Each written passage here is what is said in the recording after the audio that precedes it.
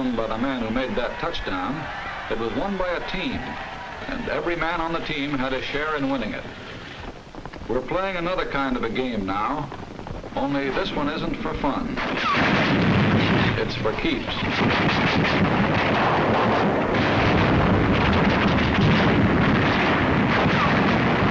And this game won't be won by any single player either. It'll be won by a team. A team called the United Nations. The ball will be carried by the men in the backfield. The tough little guy from China, Big Joe Russia, John Britain, and a guy called Yank, the 4 greatest backs in the world. So let's take a look at the men who carry the ball with us. Who are they? How do they live? What makes them tick? Let's start with the one that's toughest to understand, the one we know just enough about to confuse us, John Britain. Here's where he lives. A little island no larger than the state of Idaho. 500,000 people live in Idaho. 96 times that many live in Britain. The Nazis and the Japs scream about Lebensraum, living space. But there are more people on a square mile of Britain than a square mile of Germany or Italy or Japan. More congestion than practically any place on earth except the New York subway or a sardine can.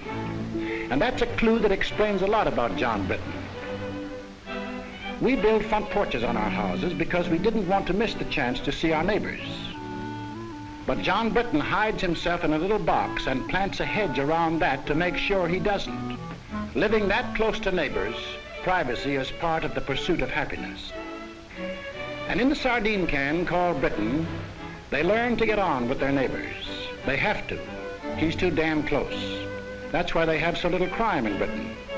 Believe it or not, even in wartime, the British cop does not carry a gun, nor does the professional crook. And in 1926, when the world heard of this stoppage of work in Britain, that industry, transportation, the whole life of the country had been paralyzed by a general strike, it was still more surprised next day to learn that the strikers were playing football with the cops. You can only understand that if you live in a sardine can. The second clue to this guy on our team.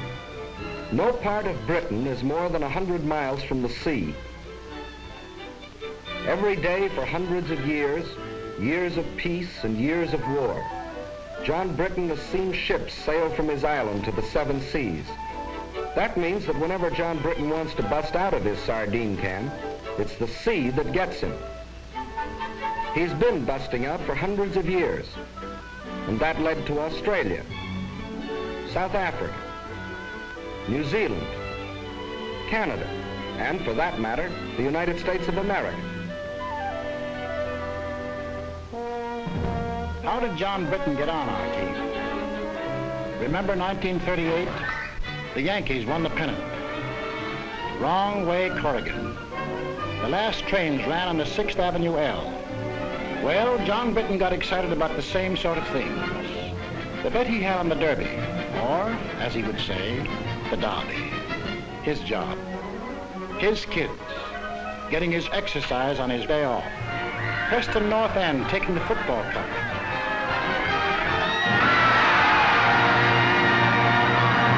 Only 300 miles away, people were cheering another kind of event.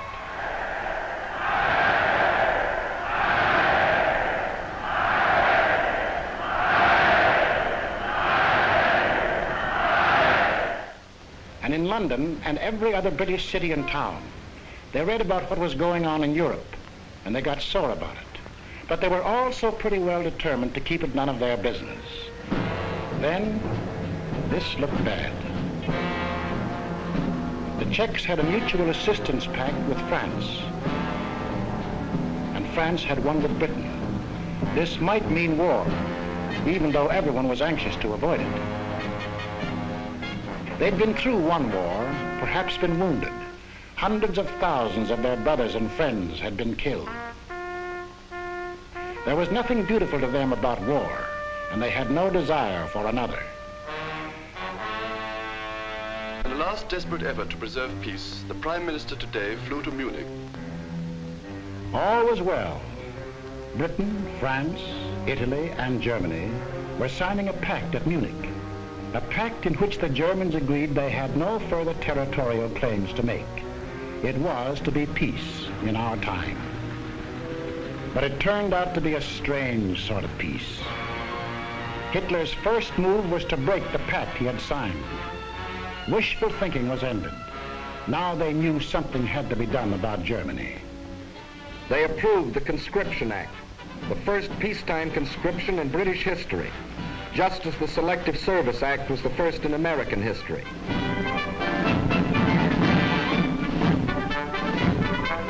The British had put their cards on the table. They had, in effect, said to Hitler, "That's enough. If you go into Poland, we'll fight." Hitler smiled. Like other would-be conquerors of Britain, Philip of Spain, Napoleon, Kaiser Wilhelm, he thought he understood the British. He didn't. The sleeping lion began to wake up. He was a pretty drowsy lion for the first 6 months of the war. He snapped and growled.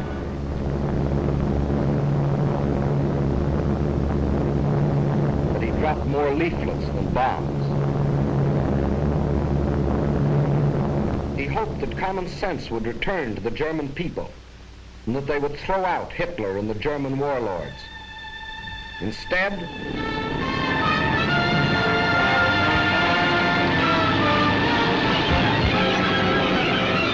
at dawn this morning, the German armies, without warning, invaded the neutral countries of Luxembourg, Holland, and Belgium. The King of the Belgians today surrendered his armies of more than 500,000 men. Marshal Pétain, as French chief of state, has asked for an armistice. The issue in France is ended. Britain was alone. Czechoslovakia occupied, Poland defeated, Denmark gone, Norway gone, Holland, Belgium, France gone. Only Britain now. Britain was alone. Hitler considered the war over. Everybody considered the war over except the British. At the 11th hour, the lion was finally aroused. We shall defend our island, whatever the cost may be. We shall fight on beaches, landing grounds, in fields, in streets, and on the hills. We shall never surrender.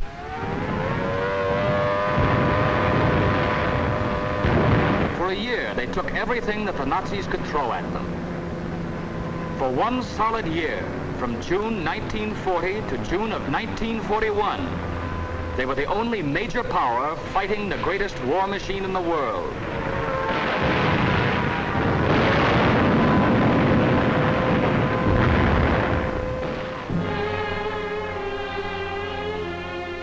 They took body blow after body blow, solid punches before they even had their guard up. All they did was take it on the chin and hang on to the ropes. They never went down.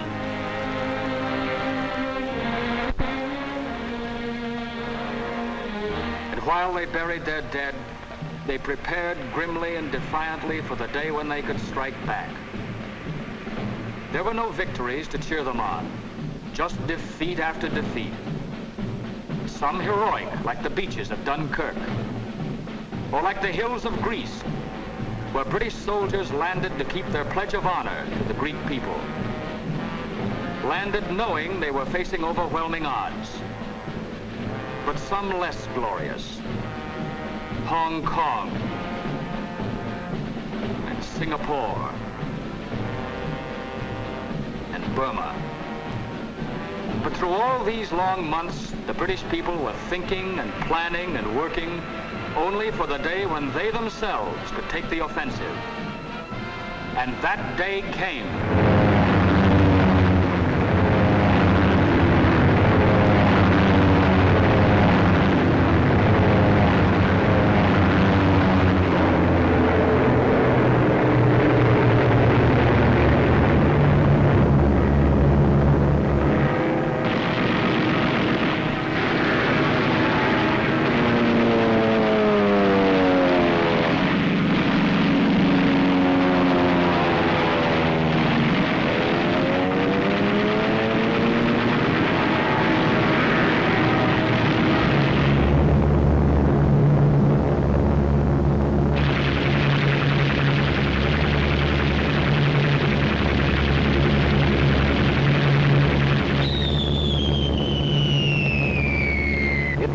British that made the Germans realize that war could be brought to German soil, too.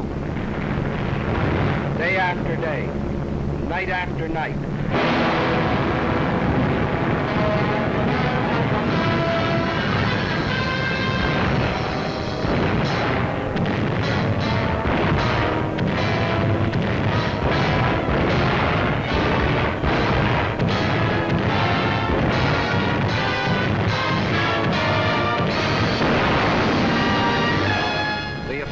Continues in greater and greater strength. That's in the air. And on the ground, 1,500 miles away in North Africa.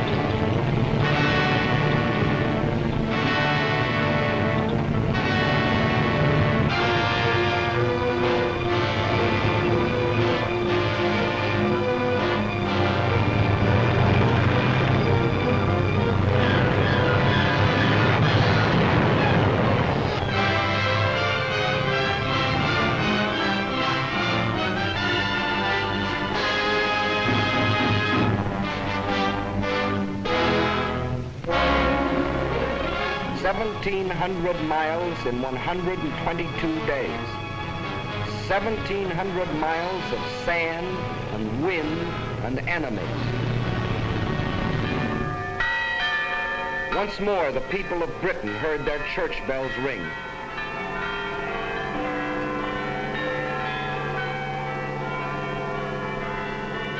More than 3 years earlier, they had been warned that this would be the signal of invasion. But long since the nightmare of the threat of invasion had passed. Now the bells rang out a song of thanksgiving, a song of victory.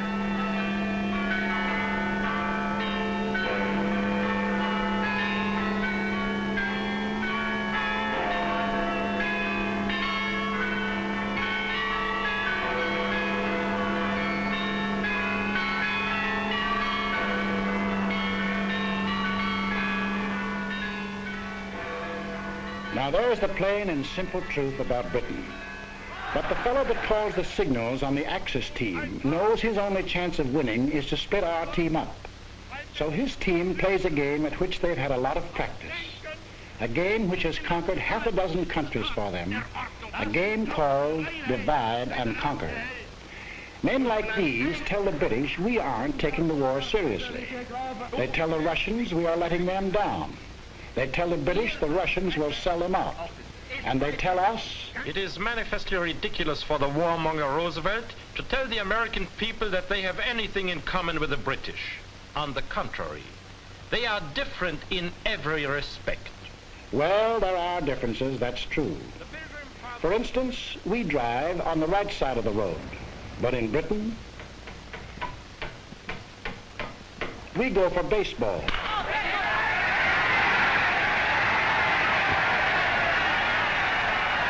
They have a little number called cricket.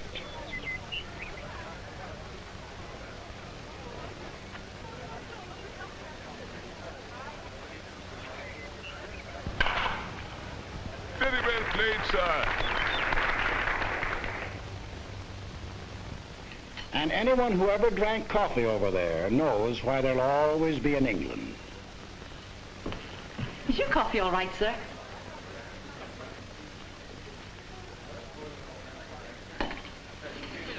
a glass of half and half. Have you heard about it, boys? Give us another glass of half and half. Blimey, you'd have thought it happened to poor old Bill. And another bloke here. So I went in to sup my dinner, but it's that and buckets and I was getting swarge. Lad, that's bad. Moan Tchaikovsky's smaller pianoforte works are past. Are they kidding, Jack? Why the cockamamie sprinkling some schmaltz mixed with celery tonic? Why do they all mush so much with corn pone in their mouth? You all can't understand a word they say. Yes, there are differences. But there are a few things that Britain and America do have in common. And these are the important things of life. A little thing called a free representative government. We call it Congress. They call it Parliament. A little thing called freedom of speech. No, in the next war, you've not got to go to it. They'll bring the war to you. And the thing is, if you take a tip from me, go and live at the Dorchester, because the trenches are just outside.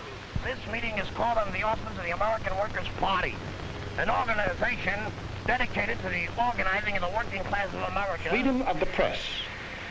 Freedom of religion. They may not be important to Hitler, but all these things are the common heritage of John Q. Public and John Britain. 700 years ago, their ancestors fought for the Magna Carta. No one will we deny or delay, right or justice. 300 years ago, the Petition of Right. No man shall be compelled to yield any tax without act of Parliament. These principles came to our own country with the earliest settlers, and from them developed. Congress shall make no laws respecting an establishment of religion, or prohibiting the free exercise thereof, or abridging the freedom of speech, or of the press, or the right of the people peaceably to assemble. We may make gags about each other's accents, but we speak the same language of freedom. Even during the American Revolution, when we were at each other's throats, the Earl of Chatham was free to say about us to the British Parliament, "You cannot but respect their cause and wish to make it your own." And that is why in the heart of London, alongside his great naval hero, Nelson, John Britain has put George Washington. And in Parliament Square, the most sacred spot in the British Commonwealth of Nations, Abraham Lincoln. Of course, Hitler doesn't like this kind of talk. His job is to sell the British that we are a nation of money grubbers and gangsters. While in the next studio, he is selling us the idea that the British are gutless and dopes. The John Q. Public and John Britain are entirely different. All right, Hitler, where are these miners? Wales or West Virginia? These farmers, Devonshire or Wisconsin? These steel workers, Sheffield or Pittsburgh? These children, American or British, they live in lands which share the same hopes, the same ideals, and unlike the poor children of Germany, in lands where the truth is free.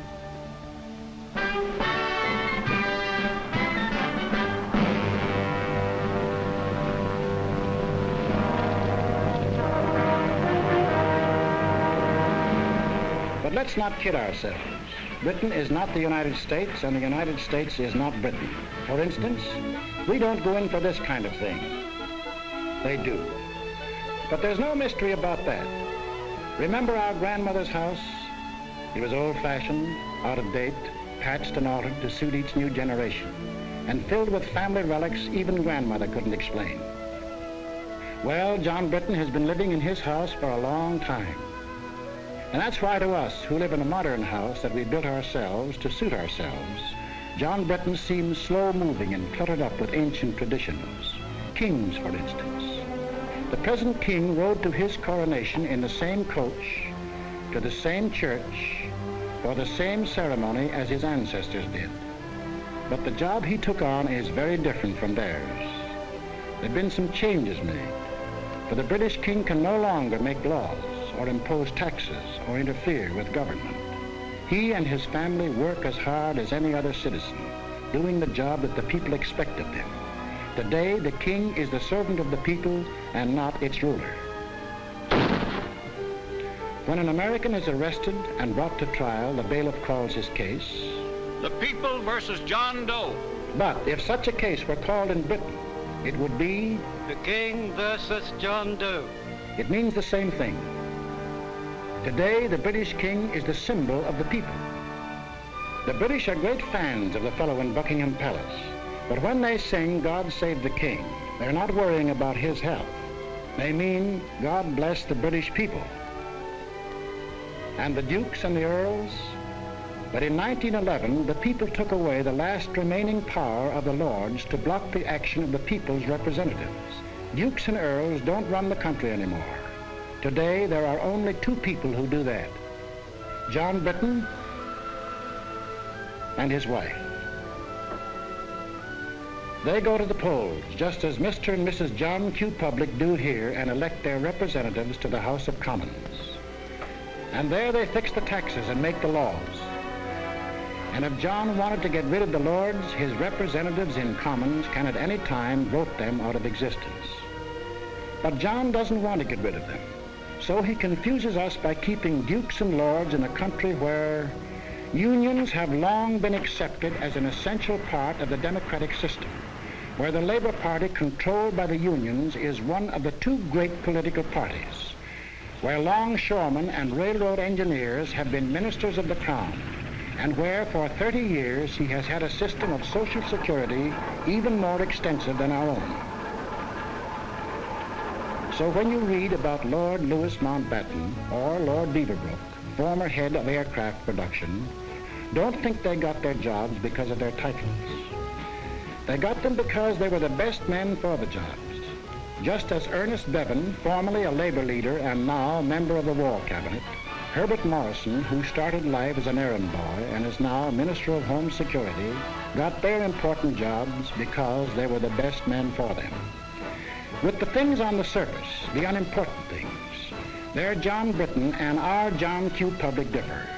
But the important part of their lives, they run the same way, the democratic way, the free way. But this gentleman never bothered about the truth.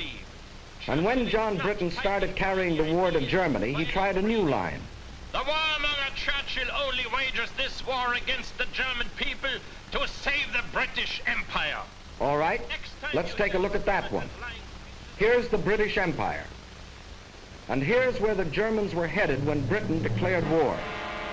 Does that look like trying to save the empire? Tackling Germany when it was headed into Poland and toward Russia?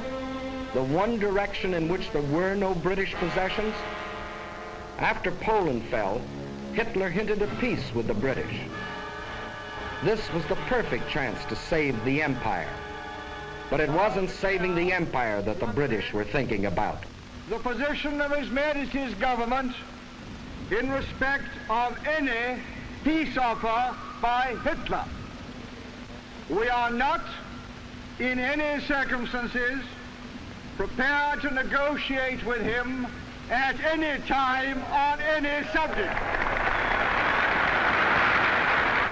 And after Britain had been on the losing end, month after month, it had another chance to save the empire. Even now, Hitler thought John Britton would make a deal. We heard the British answer.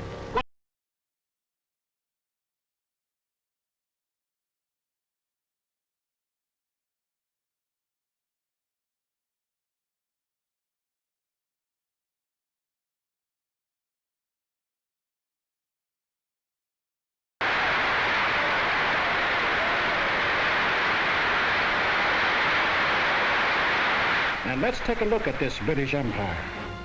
The freedom we fought for in 1776, Britain has since freely given to Canada, Australia, New Zealand, South Africa. These are independent nations with their own parliaments, their own laws, even their own money systems, their own tariffs, which often work to Britain's disadvantage, their own armies and navies. Britain couldn't even take them into war if she wanted to. That's a problem they settled for themselves. Each one of the British Commonwealth of Nations declared war on Germany of its own free will. Of course, no one ever talks about the British Empire today without mentioning India. And men of goodwill in Britain as well as other countries have been outspoken in their demands for Indian freedom. For no man who believes in democracy can support foreign rule of any people. But there are things that many of us do not know about India.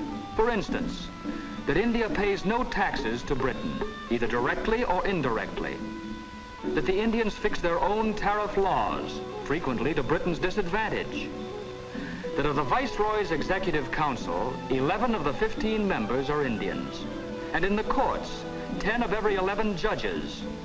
Furthermore, that no Indian is ever conscripted for service in the Army and Navy. It was voluntary enlistment that raised the Indian Army from 170,000 at the outbreak of war to 1.25 million today.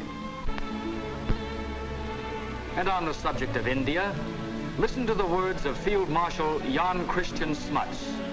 He fought against the British 40 years ago, was defeated in his fight, and still became the leader of one of the British Commonwealths of Nations, Prime Minister of South Africa.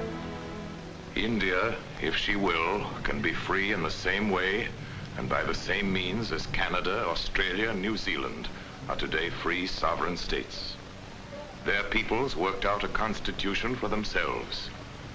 The same course is open to India if the peoples of India will agree about the terms of a free constitution. Freedom isn't a thing that can be imposed from without. It can only be created from within. The Indians have a responsibility to reconcile the differences that exist in the vast Indian population, with its 100 different languages, its dozens of different religions.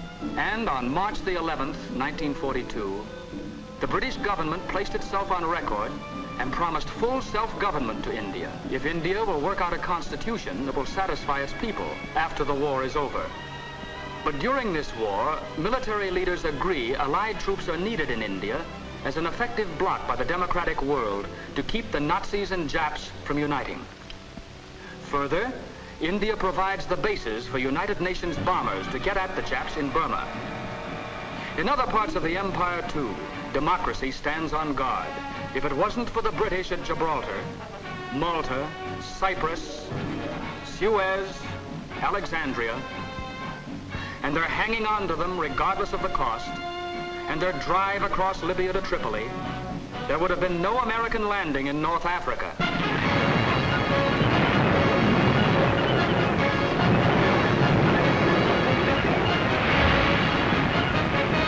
There's another tune the Nazis play about the British Empire. The British are sitting back, letting others fight the war for them. Ooh, we know that tune very well. Britain will fight to the last Australian or Canadian or New Zealander. The truth that thousands of Canadians and Australians and New Zealanders have gallantly fought and gallantly died in Crete, in Greece, in Libya. But there's something the Nazi mouthpiece leaves out, something pretty important. Out of every 10 inhabitants of the British Empire, 1 comes from Britain. But of the casualties suffered so far in this war, 7 out of 10 were born and raised in Britain. 1 of 10 in population, 7 of 10 in casualties. And in the air, of the planes flying with the RAF in Britain, 2 out of 3 are manned by crews from the island. And of the planes on the overseas fronts, the Western Desert in Africa and the rest, 4 out of 5 are manned by boys from Britain. And then there's a little thing called the British Navy. From 1588, when it licked the Spanish Armada, to 1940, when we got moving on a 2-ocean navy, the greatest battle fleet in the world. That, too, is manned almost entirely by men of Britain, the little island in the Atlantic, an island of seafarers. And the British Merchant Navy, still the greatest merchant navy in the world, in spite of all that Hitler can do. Men from every British town and village in the stokeholds of 10,000 ships, on ice-coated decks, in grimy engine rooms, men who have been torpedoed twice, 3 times.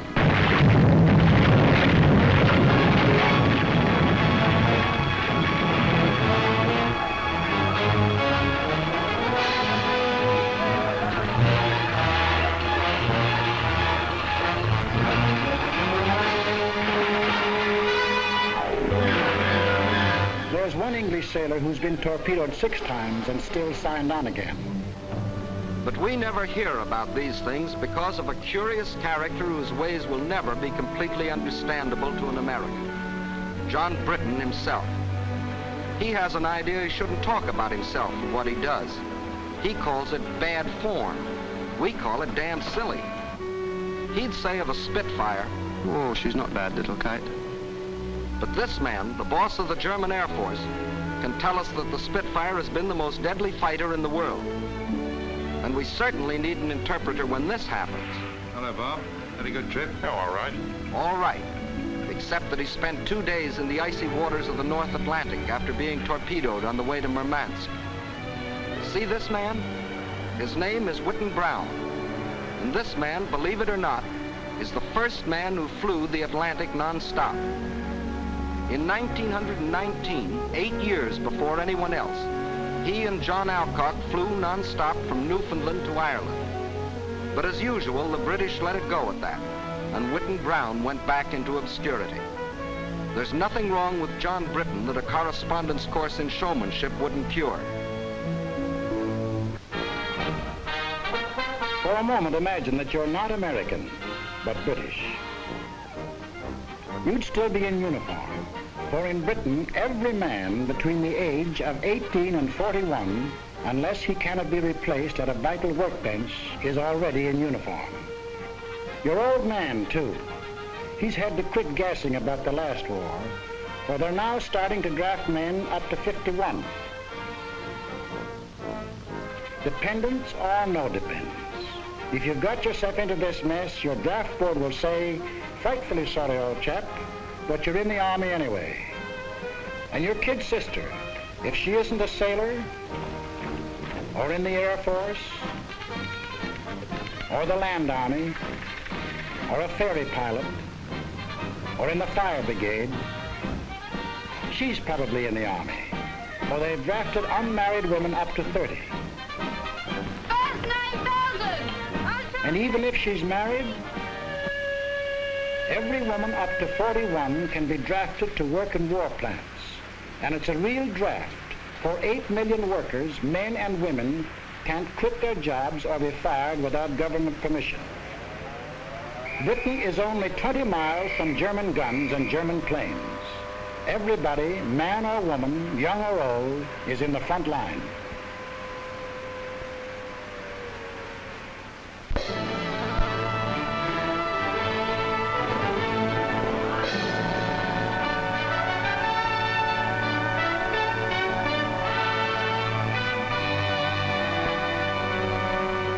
Maybe this isn't your idea of Britain. The ads were different, and you wondered whether they still made bows and arrows at the village forge. The ads kept quiet about industry, just as this one leaves out the aircraft plants and the oil fields. Well, they have the rich green fields you've read about, the quiet country lanes, but they also have the steel mills of Sheffield, the Pittsburgh of Britain. They have the picturesque little villages, the gently flowing streams, the lovely old castles. But they also have the shipyards of the River Clyde, not as modern as Henry Kaiser's, but still one of the greatest in the world. They have the old cathedrals, deathless reminders of a rich tradition.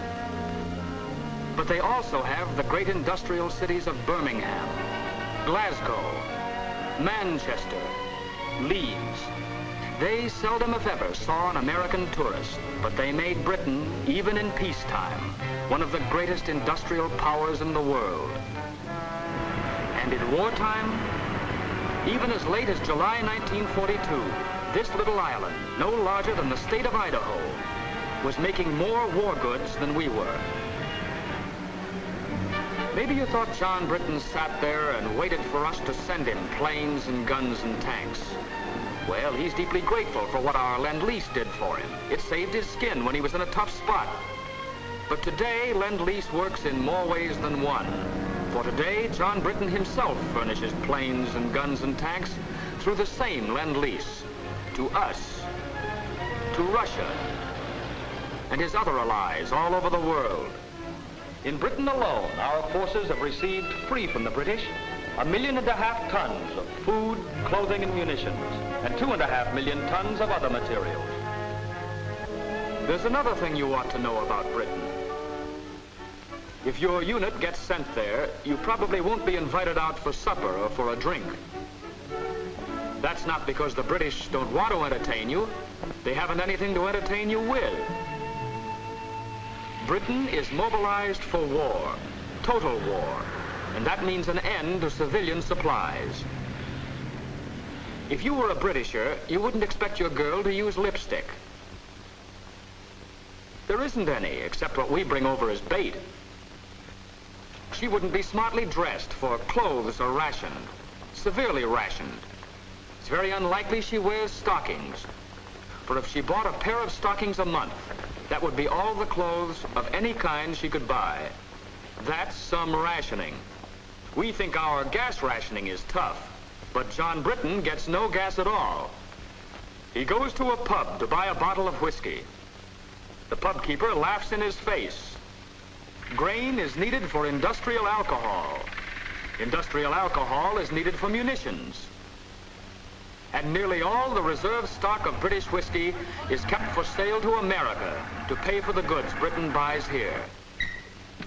For don't forget, besides Lend-Lease, Britain buys and pays for vast quantities of goods. And it was the cash purchases that Britain made before we entered the war that gave our munitions industry its start and enabled us to build it up in record time. He goes to buy a pack of cigarettes. There probably aren't any. But if there are, 2 shillings, please. That's 40 cents for a pack of cigarettes. 12 cents represent the cost of the cigarettes. The other 28, the tax paid to the government. For Britain is going all out in taxation. Nobody is making any money out of this war. Industry is paying. Excess profits tax is 100%. Labor is paying. The man who earns $33 a week pays 29% income tax. And the rich man, if there are any of them left, pays an income tax of no less than 97.5%. And then there's the little matter of food. There are not many fat men in England nowadays, but John Britton isn't kicking. He knows 1 egg a week is helping him to win the war. The British rations are the rations of a free people. They could get food as they did in peacetime from Canada, Australia, but that would take ships, and the British prefer to use the ships for supplies to Russia, planes from America, troops to the Mediterranean. To win the war, every Britisher is on short rations and has been on short rations for 2 years. Everybody except the children. They get 4 times the eggs that grown-ups do. They get all the oranges that arrive in Britain, and practically all of the extra milk. For John Britton is thinking of after the war, of the new world that his children and ours will inherit. A world where there will not only be freedom of speech and freedom of worship, but also freedom from want and freedom from fear. It is not given to us to peer into the mysteries of the future. Still I avow my hope and faith, sure and inviolate, that in the days to come, the British and American peoples will, for their own safety and for the good of all, work together in majesty, in justice, and in peace. This is what the British are fighting for. They are an old people, a stubborn people, and sometimes they have moved slowly. But in 3 years of blood and sweat and tears, John Britton has found his soul.